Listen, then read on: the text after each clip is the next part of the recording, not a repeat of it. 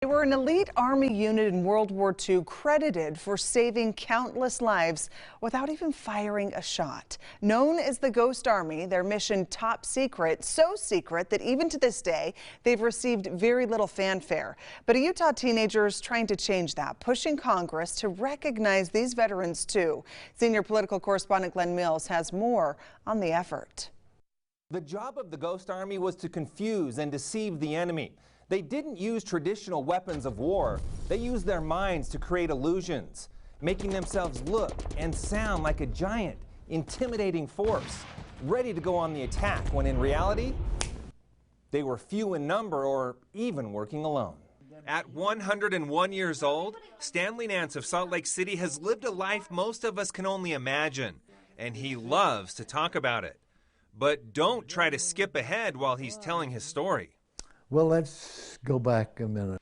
Because he still remembers every little detail of a life full of faith, family, and serving our country. The American flag means everything to me. That allegiance led Nance to enlist as a young man. He excelled in basic training and in learning the skills of a radio technician. Top brass took note, and all of a sudden Nance was swept up in a series of secret military moves. In the middle of it all, he asked for the opportunity to call his wife back home. I have to call her and tell her I'm not in Southern California anymore, that I'm here in Tennessee. He said, the Army will take care of that. So I knew I was in something very, very strange. Sergeant Nance was one of 1,100 men handpicked for a covert operation in World War II. And that's what I was as a secret soldier, because we kept everything secret and we told nobody. Those secret soldiers deployed psychological warfare from the front lines. The whole division would move out, and the Ghost Army would move in with their vehicles and with their dummies and things and take over that position. That would keep the attention on them, while the real threat was moving into position off the radar. Speaking of off the radar, Nance and his secret band of brothers are still ghosts to this day in ways. Their work wasn't declassified until some 50 years after the war. He held onto the secret even longer than that. It wasn't until his 100th birthday that a book on the coffee table gave him away. His great-granddaughter, Madeline Christensen, a self-proclaimed history nerd, wasn't buying it at first. He was talking to me about this major unit that he was a part of in World War II that used inflatable tanks and deceptive measures. And I was like, Grandpa, that's not real. I've had years of history classes and they haven't said anything about this. Oh, but it was real. And Christensen embarked on a journey to learn everything she could.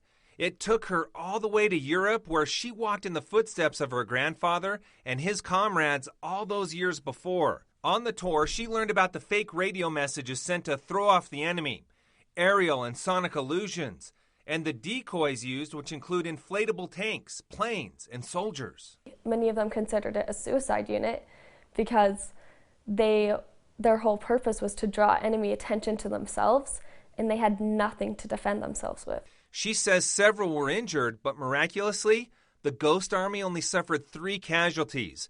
And there's no indication the German army ever caught on to their tricks. It's estimated they saved 10 to 20 to even 30,000 lives. As she got more and more attached to the story, Christensen created an exhibit on the Ghost Army.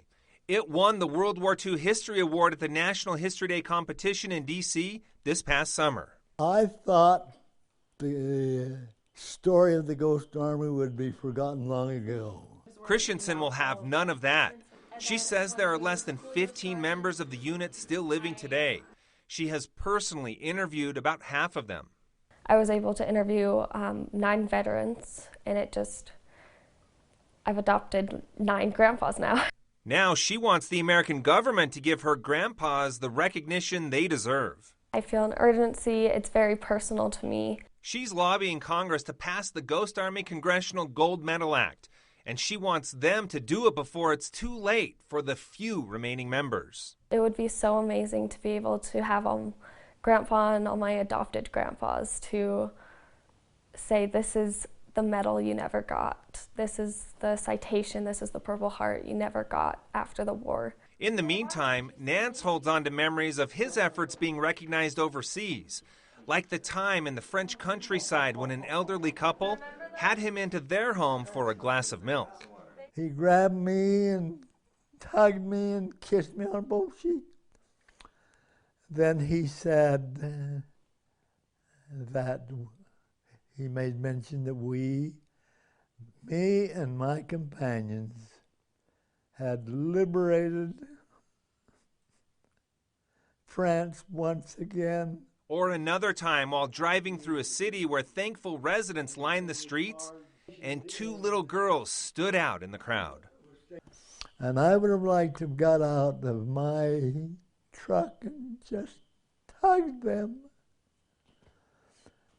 waving those little American flags with sticks. The bill is being sponsored by Representative Ann Custer, a Democrat from New Hampshire. Christensen has been successful in lobbying all 4 Utah representatives to sign on as co-sponsors. Now she's turning her attention to our 2 senators to try to get their support. And, oh, by the way, she's only 15 years old. Back to you.